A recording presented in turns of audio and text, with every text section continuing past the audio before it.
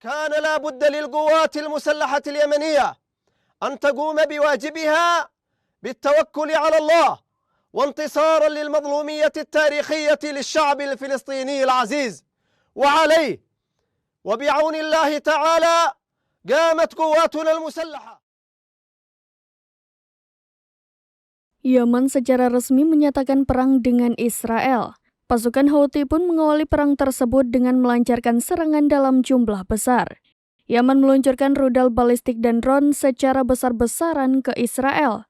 Dilansir dari tribunnews.com, kabar ini disampaikan oleh juru bicara resmi Angkatan Bersenjata Yaman, Brigadir Jenderal Yahya Sareh, pada Selasa 31 Oktober 2023. Selain meluncurkan rudal balistik dan drone dalam jumlah besar, Yaman juga menjanjikan adanya serangan lanjutan. Sareh juga mengkonfirmasi bahwa pihaknya akan terus melakukan serangan kualitatif dengan rudal dan drone sampai serangan Israel berhenti.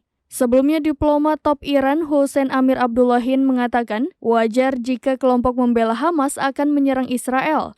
Para pembela Hamas tidak akan tinggal diam terhadap seluruh kejahatan yang dilakukan Israel di jalur Gaza. Diketahui bahwa Houthi sudah berkali-kali melancarkan serangan ke Israel secara diam-diam. Terbaru, pasukan Yaman itu menyerang kota Eilat, Israel dengan drone. Perdana Menteri Pemerintah Houthi Abdel Aziz bin Habtur mengonfirmasi bahwa drone yang diluncurkan ke kota Eilat merupakan milik Yaman. Sebelumnya, Houthi juga meluncurkan serangan di negara Eritrea.